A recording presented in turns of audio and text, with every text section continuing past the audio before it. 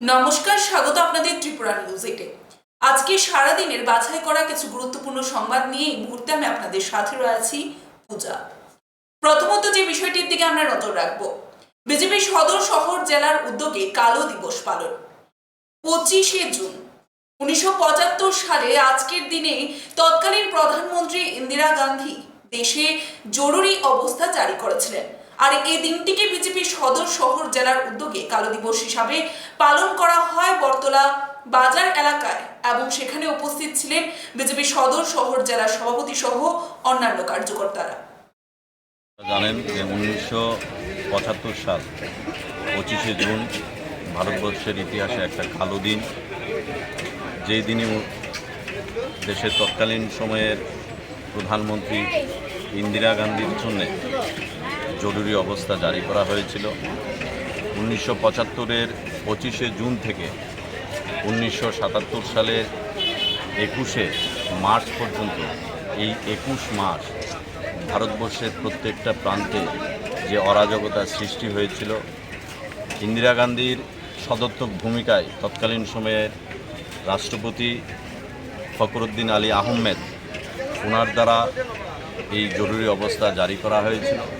এবং এই জরুরি অবস্থা জারি করার ফলে সারা দেশব্যাপী যেই ধরনের অরাজকতার সৃষ্টি হয়েছিল, আপনারা জানেন যে তৎকালীন সময়ে যখন ইন্দিরা গান্ধী 71 থেকে 72 যখন উনি দেশের প্রধানমন্ত্রী ছিলেন, তখন ওনার যিনি লোকসভা নির্বাচনের পদ খারিজ করার পরিস্থিতি হয়েছিল। সেখানে হাইকোর্ট নির্দেশিকা জারি করেছিল যে ইন্দিরা গান্ধীকে 6 বছর কোনো ধরনের নির্বাচনে প্রতিদ্বন্দ্বিতা করতে পারবে না। এবং সেই হাইকোর্টের আপিল সুপ্রিম কোর্টের যখন নিয়ে গিয়েছিল, সুপ্রিম কোর্টও হাইকোর্টের যে ভার্ডিক্ট, সেই ভার্ডিকের উপর সহমত পোষণ করে তার জন্য ইন্দিরা গান্ধী ইচ্ছা করে তৎকালীন সময়ের রাষ্ট্রপতিকে দিয়ে এই জরুরি অবস্থা জারি করা হয়েছে। এবং এই জরুরি অবস্থা জারি করার ফলে ভারতবর্ষের সাংবাদিকের উপর যেই ধরনের অকথ্য অত্যাচার শুরু হয়েছিল, কারণ একটাই ছিল যে এই খবর যাতে দেশের প্রত্যেকটা প্রান্তে যাতে না ছড়িয়ে পড়ে। 25 তারিখ জানানো হয়েছিল, মিডিয়ার কোনো খবর ছিল না এবং সমস্ত মিডিয়ার চ্যানেলের বিদ্যুৎ সংযোগ পর্যন্ত কেটে দিয়েছিল, যাতে করে এই খবর চাউর না হতে পারে ভারতবর্ষের। এবং অকথ্য ভাষায় বিভিন্ন প্রান্তের বিভিন্ন মানুষের উপর যে ধরনের অত্যাচার সংগঠিত হয়েছিল, আজকে আমাদের ভারতীয় জনতা পার্টির এই দিনটিকে কালো দিবস হিসেবে পালন করছে। আমরা সদর শহর জেলার পক্ষ থেকে আজকের এই দিনটিকে কালো দিবস হিসেবে আমরা পালন করছি। এবং ভারতবর্ষের প্রত্যেকটা মানুষের জানা উচিত যে 1975 সালের 25শে জুন কী সিদ্ধান্ত নেওয়া হয়েছিল এবং সিদ্ধান্তের উপনীত হওয়ার ফলে ভারতবর্ষের প্রত্যেকটা প্রান্তের মধ্যে কী ধরনের অরাজকতার সৃষ্টি হয়েছিল, সেটাই মানুষকে জানানোর জন্য, সচেতন করার জন্য আমরা আজকের দিনটি কালো দিবস হিসেবে পালন করছি। আমাদের দেশের যশস্বী প্রধানমন্ত্রী নরেন্দ্র মোদীজি বলেছেন এবং আমাদের সংগঠন থেকে বলা হয়েছে, বিজেপি সবসময় এই কার্যক্রমে করে থাকে। এই কালো দিনটিকে আমরা এবং তৎকালীন সময়ের ইন্দিরা গান্ধীকে আমরা ধিক্কার জানাই, ওনার মানসিকতাকে ধিক্কার জানাই। আজকে তার জন্যে ভারতবর্ষব্যাপী যেই কংগ্রেস, সেই কংগ্রেসকে ভারতবর্ষব্যাপী সাধারণ মানুষ প্রত্যাখ্যান করেছে। আমরা সেই দিনটিকে এবং ওই দিনে যাদের উপর অত্যাচার সংগঠিত হয়েছে, যারা মৃত্যুর কোলে ঢলে পড়েছে, তাদের প্রতি আমরা সমবেদনা জ্ঞাপন করছি। এবং সাংবাদিকদের যারা বাকরুদ্ধ করার চেষ্টা করেছিল, গণতন্ত্রের চতুর্থ স্তম্ভ, সেই চতুর্থ স্তম্ভের উপর যেই ধরনের অত্যাচার সংগঠিত হয়েছিল ইমার্জেন্সির সময়, আমরা ধিক্কার জানাই। আজকে ভারতবর্ষব্যাপী আমাদের সাংবাদিক বন্ধুরা সবাই তাদের স্বাধীনতা মতামত। চাকরির দাবিতে ময়দানে এসটিজিটি কোয়ালিফাই ছাত্রছাত্রীরা। এসটিজিটি 2022 সালে কোয়ালিফাই ছাত্রছাত্রীদের বিক্ষোভ টিআরবিটি অফিসের সামনে। তাদের দাবি অতি সত্য তাদের ফলাফল প্রকাশ করে একসাথে সকলকে যেন নিয়োগ করা হয়। ভালো করে জানেন যে গত 2 বছর যাবৎ আমরা এসটিজিটি কোয়ালিফাইড ক্যান্ডিডেট 2022 সালে অনবরত এখানে রাজ্য সরকারের এবং দপ্তরের বা অনেকবার ভিজিট করেছি। আমরা বিষয়টা উত্থাপন করার জন্য, তাদের থেকে উত্তরটা পাওয়ার জন্য যে কবে নাগাদ রেজাল্ট পাবলিশ করে নিয়োগ প্রক্রিয়া সম্পন্ন করা হবে। কিন্তু আশ্চর্যজনক বিষয় হলো এখনও অবধি বিষয়টা স্তব্ধ হয়ে আছে। তাও শিক্ষক নিয়োগ প্রক্রিয়া শুধু আমাদেরটা না, সেটার ক্ষেত্রে একই অবস্থা। তো যাই হোক, আপনারা ভালো করে জানেন 2022 সালে যখন নোটিফিকেশন আউট হয়েছিল তো এটা ভুল হয়েছিল নোটিফিকেশন, যার জন্য কেস হয়েছিল। তো কেসের সমস্যার সমাধান তো ওই সময় করে দিয়েছিল হাইকোর্টে, ত্রিপুরার হাইকোর্টে ডিসেম্বর মাসে। তো জাজমেন্টে ক্লিয়ার লেখা দিয়েছিল যাতে রিজার্ভেশন মার্কে ফলো করতে লাগবে। এটা স্বাভাবিক বিষয়। আমরা ভালো কিছু দেখেছি যে বিভিন্ন জায়গার যখন নিয়োগ প্রক্রিয়া হয়, সেটা চাকরির ক্ষেত্রে হোক আর ভর্তির ক্ষেত্রে হোক, রিজার্ভেশন মার্কে ফলো করতে হয়। যেখানে ইউআর 51%, এসসি 17%, এসসি 31%। তো সেই জায়গা যখন হাইকোর্ট এমন জাজমেন্ট দিয়েছে রিজার্ভেশন মার্কে ফলো করতে লাগবে, সেই ক্ষেত্রে এটা নিয়ে এত দলগুলো কেন হচ্ছে এত দিন ধরে সেটা আমরা বুঝতে পারছি না। তো গভর্নমেন্ট বলছে এখন সুপ্রিম কোর্টে গিয়েছে। আমরা এটা জানতে চাই যে আমরা তো বলছি আমাদের রিজার্ভেশন ফলো করতে। নোটিফিকেশন আউট হওয়ার পর রিজার্ভেশন ফলো করে মাসলি পোস্ট ইনক্রিজ করে যতজন কোয়ালিফাইড ক্যান্ডিডেটরা আছে তাদের রিক্রুট করা যেতে পারে, সেটা সম্ভব, সেটা পসিবল। কিন্তু আশ্চর্যজনক বিষয় হলো সেটা করা হচ্ছে না করা হলে বিষয়টা খালি ডিলে করা হচ্ছে। নবম ও দশম শ্রেণীর যে আমরা একটি পদপ্রার্থীরা আছি, শিক্ষক পদপ্রার্থীরা আছি, তারা অনবরত বিভিন্ন যে মন্ত্রী মিনিস্টার এবং আমাদের যে শ্রদ্ধেয় মানিক মহোদয়, যিনি এখন আমাদের শিক্ষামন্ত্রীর পটে আমাদের সিএম স্যার, ওনাকেও বারবার রিকোয়েস্ট করা হচ্ছে যে বিষয়টা যাতে মানে গুরুত্বপূর্ণ সহকারে দেখে, যেহেতু এটা শিক্ষক নিয়োগ করার বিষয়।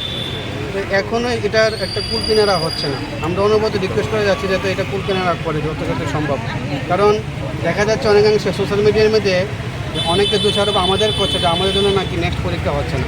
কিন্তু আমরা তো অনবরত তাদেরকে রিকোয়েস্ট করছি যাতে রেজাল্ট শেষ করে দিন, রিজার্ভেশন ফলো করে পোস্ট অনেক করে আছে। আমি আপনাকে 8 রিপোর্ট দেখাতে পারবো, 5 উপরে পোস্ট করে আছে। এত ক্যান্ডিডেট পাস করে নিয়ে 5 ভাগে একবার মনে কোয়ালিফাইড করিনি। মানে আমরা আবার অনেকে বলে যে আমরা কী করে জানি আমরা এতজন কোয়ালিফাইড করেছি। টিআরবিকে আমাদের একটা উত্তরপত্র দিয়ে পরীক্ষা করেছি, উত্তরপত্রের ভিত্তিতে যেমন ক্যাডার তারা বলতে পারে আমরা পাস করেছি, সে আমরা বলতে পারি আমরা পাস করেছি, কোয়ালিফাইড করেছি। তো সেই জায়গাতে আজকে এসে এতদিন হলো মানে এটার কোনো নামগন্ধি নেই রিক্রুটমেন্টের। তারা বলে সুপ্রিম কোর্টের হাত দেখিয়ে দিচ্ছে। তো আমি আমাদের সবার বক্তব্য এটাই যে সুপ্রিম কোর্টে কেন যাওয়া হল, হাইকোর্টে যে রাজবেন দিয়েছে সেটা সাফিসিয়েন্ট নাকি, যাতে রিজার্ভেশন ফলো করে পোস্ট ইনক্রিজ করে সবাই রিক্রুট করা হয়। আমরা জানি যে সব কিছুর ক্ষেত্রে রিজার্ভেশন মাঝে ফলো করতে লাগে। গতকালের পর থেকে আমরা নিউজ পেপারে দেখলাম সংরক্ষণ নিয়ে একটা কথা উঠেছিল যে একটা জায়গায় নিয়োগের ক্ষেত্রে সংরক্ষণ মানা হয়নি, সেখানে সংরক্ষণ মানতে লাগবে। পিজিটির ক্ষেত্রে আপনাকে এটা বলে রাখলাম, পিজিটির ক্ষেত্রেও কিন্তু কেস চলছে হাইকোর্টে সেম সংরক্ষণ নিয়ে, যার জন্য পিজিটি পরীক্ষা বদ্ধ হয়ে আছে। তো এমন করে আর কতদিন? তো এমন করে তো রাজ্যের শিক্ষা ব্যবস্থা দিন দিন সংকুচিত হয়ে যাচ্ছে, যে জায়গায় প্রসারিত হওয়ার কথা। আর স্কুলবদ্ধ করে এভাবে শিক্ষক নিয়োগ না করে এইভাবে জোড়াতে যে কতদিন চালানো শিক্ষক চালানো যাবে, ট্রান্সফার করে জোড়াতে যেহেতু শিক্ষা ব্যবস্থা উন্নতি করানোর কোনো মতে সম্ভব নয়।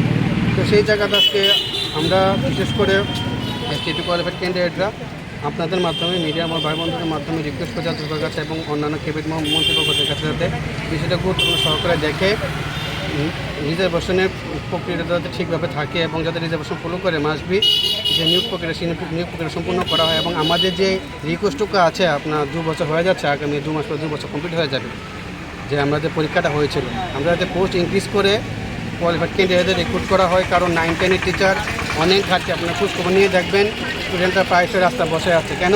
তাদের সাবজেক্ট টিচার নেই, তাদের মাধ্যমিক আজকে মাধ্যমিক রেজাল্ট। ঐতিহ্যবাহী খার্চি মেলা উৎসব নিয়ে বিধায়ক তথা খার্চি মেলা ও উৎসবের কমিটির চেয়ারম্যান রতন চক্রবর্তীর সাংবাদিক সম্মেলন পুরাতন আগরতলা ব্লক অফিসে। সঞ্চয় পূর্ণ অর্জন করা আর একটা হচ্ছে মেলা উপভোগ করা, এই দুটোই আমাদের এখানে আমরা করার মতো পরিস্থিতি তৈরি করে দিতে পেরেছি, সব দপ্তরের সহযোগিতায়, আপনাদের সহযোগিতা এবং এলাকাবাসীর সহযোগিতা। তো যাই হোক, আমরা এবারে থিমটা করেছি সবুজই ভবিষ্যৎ। কারণ আগামী দিন যদি পৃথিবী বাঁচতে হয় তাহলে তার ইকোলজিক্যাল ব্যালেন্স, প্রাকৃতিক ভারসাম্য রক্ষা করতে হবে। এটা অত্যন্ত প্রাসঙ্গিক একটা থিম আমরা করেছি এবং আমাদের ইচ্ছা আছে, চেষ্টা করছি আমরা 15,000 আমরা গাছের চারা আমরা পুণ্যার্থী এবং দর্শনার্থীদের মধ্যে আমরা বিতরণ করব। এটা আলাদা একটা অ্যারেঞ্জমেন্ট আমাদের করার চেষ্টা হচ্ছে। এছাড়া জানেন আপনি যে সারা ভারতবর্ষে বিভিন্ন জায়গায়, বিশেষ করে দিল্লি, গুয়াহাটি, কলকাতা বিমানবন্দর, আমাদের এখানে রেলওয়ে স্টেশন, বিভিন্ন জায়গায় খার্চির কিন্তু প্রচার ডিসপ্লে হয় এবং সেটা ট্যুরিজম দপ্তর থেকে করা হয়। এবারও ট্যুরিজম দপ্তরের সঙ্গে আলোচনা হয়েছে যে তারা সেই দায়িত্বটা নেবে, এবং অলরেডি আমাদের প্রধানমন্ত্রী গত বছরও দিয়েছেন, গৃহমন্ত্রী দিয়েছেন, এটা শুভেচ্ছা কামনা করে। তো আমরা এবারও আশা করি। এছাড়া আমাদের যেটা বড় ইভেন্ট থাকে সেটা হচ্ছে কালচারাল প্রোগ্রাম। কালচারাল প্রোগ্রামে নর্থ ইস্ট থেকে এর আগের বছর প্রায় 900-র মতো আমাদের পার্টিসিপেন্টস এসেছিল, বাংলাদেশ থেকে এসেছিল। তারপরে তো সারা ত্রিপুরা থেকে করতে হয়। আমাদের দুটো মঞ্চ হয়, একটা কৃষ্ণমালা মঞ্চ আর একটা হাবিনী মঞ্চ। দুটোতেই পর্যায়ক্রমে সারাদিন ব্যাপী চলে, এবং মানুষ এইভাবে এনজয় করেছে যে গতবারও প্রায় রাত 2টো পর্যন্ত এখানে মহিলারা, ছেলেরা, সাধারণ মানুষ সবাই খুবই এনজয় করেছে।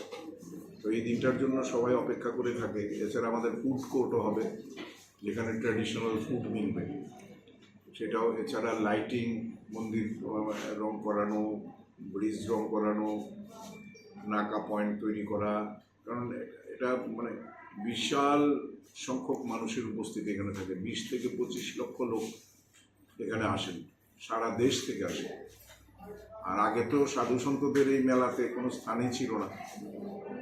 আমরা আসার পর যখন তৈরি শুরু করেছি তখন আমরা তাদের খাওয়া দাওয়া, থাকার সব ব্যবস্থা আমরা করেছি, কারণ এখানে তাদের একটা বড় ভূমিকা আছে পুজোয়। এছাড়া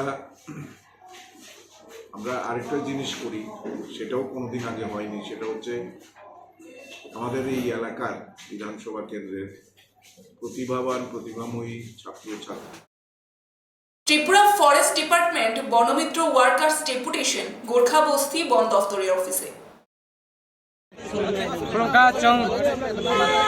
सारा त्रिपुरानि काisa प्रत्येक पञ्चायत खरकसाखा वन मित्र नियोग खाइजाखा वन मित्र 2021 जों नियोग खाइजागो ते नियोग खाइमरु जों पुइलाव 15 दिन के वेतन 212 टाका जों वेतन मानो 3180 टाका हारे इनका आबनि परे जों 20 दिन के रिखा 226 टाका 4520 टाका हाइपन जों आबाइसिन संसार चलिया जों जे वन मित्रनि सि सामंगा जों फरेस्ट डिपार्टमेन्टनि जे कुनु सामंगा जों मा थांगो मायं खाइके जों मायं मानि लगी मा थानाय माने मायं যদি মাই কথং যদি যে কোন জায়গা হাবি जों आबर रखन बै जों आबर माथांगो इंगा जों फरेस्ट डिपार्टमेंट जे कोन जायगा যদি बुफां वाफां तानि तो हंगा जों आरो थांग कक मासायो फरेस्ट नतयै जे ता तानि आम हाइ जों कक मासाव इंगा आबा हाइके जों थांदिनि सिनि बेबाक माने सिनि माने रिक्स जों हायो सिनि थानि कुनो आई कार्ड करे सिनि ड्रेस करे यूनिफॉर्म करे डिपार्टमेंट जों सामं खाइ दङ सिनि थानि प्रूफ करे आबन बै जों सरकारनि थानि बा डिपार्टमेंट थानि जों यूनिफॉर्म रिनांथो ते आबन साथि जासिनि वेतन जे जों 20 दिन मान तंमोन ताबो ते आबो बाय जों संसार चलिया ते 20 दिन वेतन मान फन जों प्रत्येक मास मास मानिया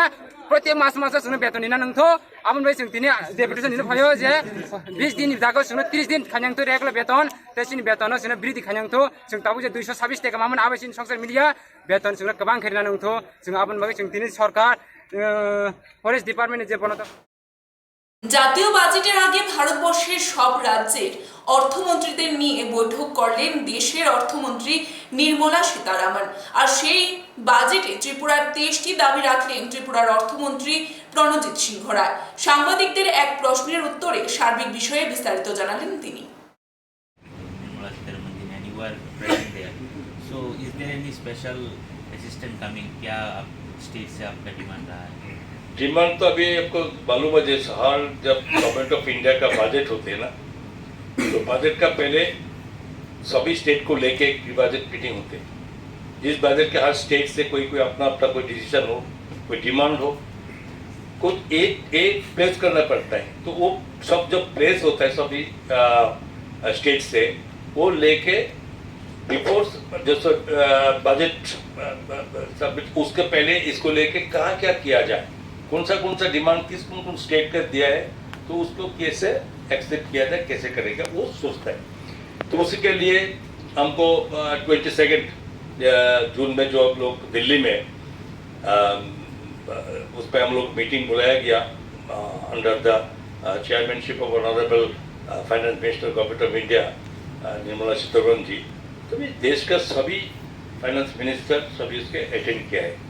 तो उसमें जो स्टेट का सभी को डिमांड था, हमारा छोटा स्टेट सब depend on major person depend on government of India. तो उसी के लिए तो हमारा कुछ इशू है। इश्यूज तो बहुत लंबा होते हैं, लेकिन मूल जो पॉइंट पायलट प्रोजेक्ट जिसमें होता है मूल पॉइंट में हम लोग भी 23 नंबर्स डिमांड्स हम लोग रखा है ऑनरेबल फाइनेंस मिनिस्टर के सामने। तो उसमें बहुत कुछ है जिसपे स्पेशल फंड चाहिए, जैसे हमको एम्स का मफी कोई हॉस्पिटल हो जाए इधर, तो उसी के लिए डिमांड पहले भी था, वो भी हम लोग फिर भी रखा है। तो इसके बाद आपको देखिए एजुकेशन के लिए IIT उसको हमारा पास नहीं है आजकल, तो वो भी हमको सेटअप किया जाए हमारा स्टेट में, इसके लिए हम डिमांड था। तो हेल्थ हो गया, तो इसके बाद ट्रांसपोर्ट का कम्युनिकेशन के लिए बहुत सारे हाईवेज, हमको 4 हाईवेज हो रहे हैं, तो उसका हाईवे जब जल्दी कंप्लीट हो जाए उसके लिए फंड हमको जो पकड़ा सके देने के लिए।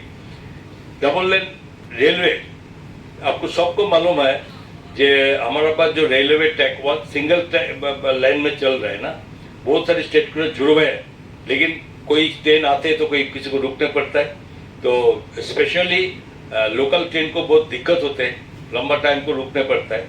तो उसी के लिए एक ही ये है जो उसमें डबल लेन होने से कम एक फ्री मूवमेंट हो सकते हैं।